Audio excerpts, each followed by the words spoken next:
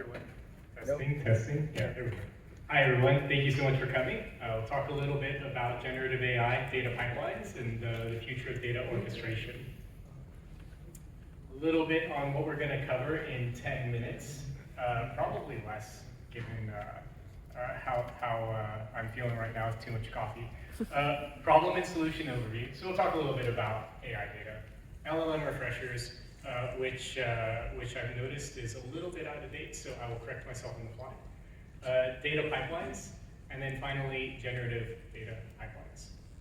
A little bit about me. So as was mentioned, I spent some time, I joined Google through an acquisition of a company called DoubleClick. Very focused at the time on data for dashboards. That eventually turned into data for models, and then eventually data for AI when I was at Oracle. I guess I've always kind of seen myself as sort of a delivery person for data scientists. And the idea behind AI data is that the pipelines that maintain them, that generate the AI data, they're hard to build, they're hard to maintain, they're costly, and we all know that this is going to become easier. So there's a lot of companies hard at work at making sure that this stuff becomes a lot easier to do. And companies are now starting to look into the opportunity to leverage LLMs to make this happen. If you look at AIinfrastructure.org study recently, they're saying that effectively the biggest challenge for companies getting involved in AI, whether that's leveraging it or building it themselves, is the data. Cleaning the data, transforming the data, all the fun stuff that sometimes gets termed as data janitorial work.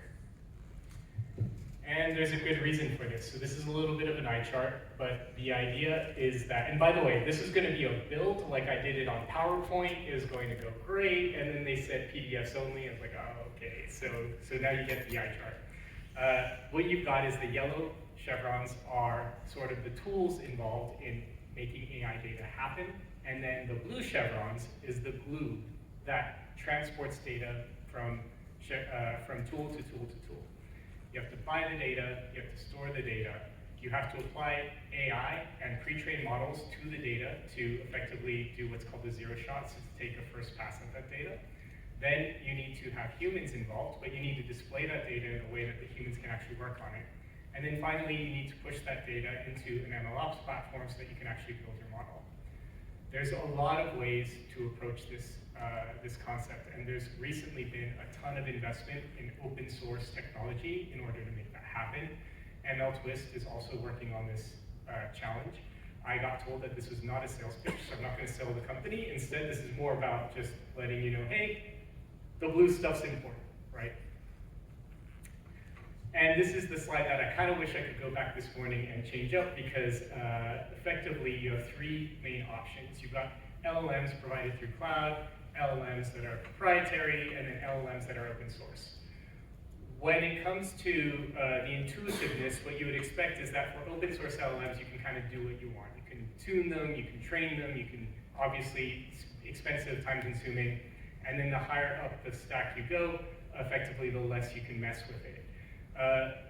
What I realized is that there are a lot of cloud companies very hard at work, so those should see, instead of saying cannot be tuned, it should say coming soon. So there's a lot of opportunities, there's a lot of plans to make these LLMs more accessible to their customers, but the concept still remains that open source LLMs, if you want to build your own, very time consuming, very difficult, they're tougher in general versus something out of the can, but at the same time, some of the stuff that comes out of the can be a little tougher to make your own. And then we get to AI data. So AI data differs from a couple key aspects to other ETL. Most ETL, it's like, hey, I've got to get these zeros and ones from one side of the database to a different database, and I need to make sure that they're perfect. When you look at AI data, oftentimes what you'll have is you'll have an unstructured file, and at the end, you need a JSON. And that JSON needs to accurately describe what's going on in your unstructured file for your AI model to learn from. And what you often have is you have some sort of data quality control. This quality control ends up being done by different aspects, but a key piece of quality control in almost all AI, including our friends over at ChatGPT, is human in the loop call it RLA chef, call it what you want. There is a human component that's involved. And for standard ETL that involves just pushing data across, that is a question that you need to address. The other one is around directed acyclic graphs, right? So what you have is you have this concept of not needing to go back. Acyclic, the whole concept is to go in one direction. Well, turns out with human in the loop and feedback loops, you actually do have this concept of going back. So this is something else that ETL needs to take into account as it starts to address this concept of getting data ready for AI. And again, this is another one of my build slides. What you have is you have data. You need to do stuff to that data, batch it out, chunk it up, reformat it, do what you need to do, throw it into a zero-shot model, which gets that data ready for human validation in some way, shape, or form. And then you push that into a tool where the humans can go ahead and do their thing and make sure that that data is going to be of high quality and not sink your model. If that works, then you get to open the floodgates, let everything release. And if that doesn't work, then you need to go back, right? So think of it kind of like a manufacturing process. You know the Costco can of beans you buy, and you get that email going, hey, if you bought batch number 34-4, you need to come back and return it. Data with human in the loop can actually behave a little bit of the same way, where you end up batching the data, and there are some batches that are good and some batches that are not good. And they all need to be managed differently, yet the same, and that's kind of where you have this ETL concepts coming in. So at MLtwist, one of the first things we thought was, okay, great, let's just go ahead and tell LLM what we're trying to do when we're playing around with them. We're going to try to get a zero-shot done to a data set. We're going to try to push it in a way that humans can work on it, and then we're going to try to push that into an MLOps platform. You can imagine how that went. That is kind of one of the ways that some of the other companies are attacking this problem, is just expecting an LLM to know how to do this stuff. What we're finding is that it is possible to do, but you have to go a different direction. So we'll talk a little bit about that. But in terms of the overall goal, what you're hoping for is you're hoping for the ability to describe to a model, hey, I've got this data set, I need this to happen to it. And we'll talk a little bit about how MLtwist handled that with the Department of Energy, but this is kind of the dream. In terms of an actual pipeline, when you look at it, it looks something like this. I extract data, I apply all these different things to it, I push it to the next stop, something else happens, I extract it again, all these different things need to happen, and then I'll push it to the next stop again. You continue to do that.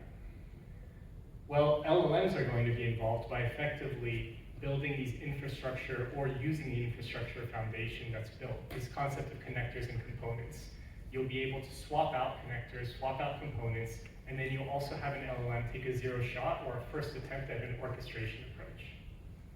So when you build your components, you have two options. Right now we have a lot of great open source libraries, but they're not quite components, right? They're functions. They're different types of calls that an LLM has to figure out when and where to use. What you're going to do is you're going to start building components, things that are purpose-built for different types of unstructured data, and you're going to be able to chain those together in order to get your data into the next stop. And this is what that looks like. So now you have API integrations. You have APIs to pull and push into that ecosystem, because remember, that ecosystem that was built was actually one that has a lot of money invested, and a lot of those tools end up doing some really amazing things for the types of data that they have. The question becomes, can an LLM determine which tools to use, what data types of formats need to be put into it, what types of data transformations need to happen for those data formats, and then after that, what type of data gets to be pulled out of that to be pushed into your MLOps solution. And finally, you have the actual zero shot. So the LLM, again, whether it's a ChatGPT version or a Palm 2 version, or some version that you train yourself, is going to be able to start to put that all together. The side effect of tackling this bar is that you have clean composable pipelines that can be used for general purposes. MLtwist ended up getting a grant from the Department of Energy, which involved us integrating into several different databases that were materials types of databases and attempting to extract information out of unstructured data to push into a structured database. The ability to do this is massive. It's not just materials, it's not just these other pieces. Like, you would be surprised at what's in some of these databases. In some cases, we're getting photos of somebody's bicycle trip. How is that related to laser beams being pointed at teeth, for example? There's a lot of different questions that come up, but at its core, it's always the same thing. It's, can we take unstructured data, get what is meaningful out of this, and push it into something else, and potentially have human in the loop to validate it while it's going on? At MLtwist, we are kind of lucky that we've been able to work with a lot of really cool companies. So the DOE thing was with Berkeley National Labs. Sandia have been really kind to let us publicly talk about them. Capgemini cited us as a top AI data tool. Stanford's AI department's work is allowed us to cite them as a customer. The point I'm trying to make is that as you go down this path, it is really, really rewarding if you can get it to a stage where you make it easy, not just for the data scientists, but for the experts who are working on the data themselves. Because they're actually the people who are really training and helping the AI do its thing. And if you can take the plumbing away from them, that is absolutely golden. Not just for yourself, but for the world and for these people specifically. That is my talk. Thank you so much for being a wonderful audience. I really should have asked you guys to prepare questions at the beginning, so I apologize, but I'm up here for another minute if you've got any questions, and feel free to contact us at MLtwist. Thank you very much. Do you want me to MC the thing myself? I got it.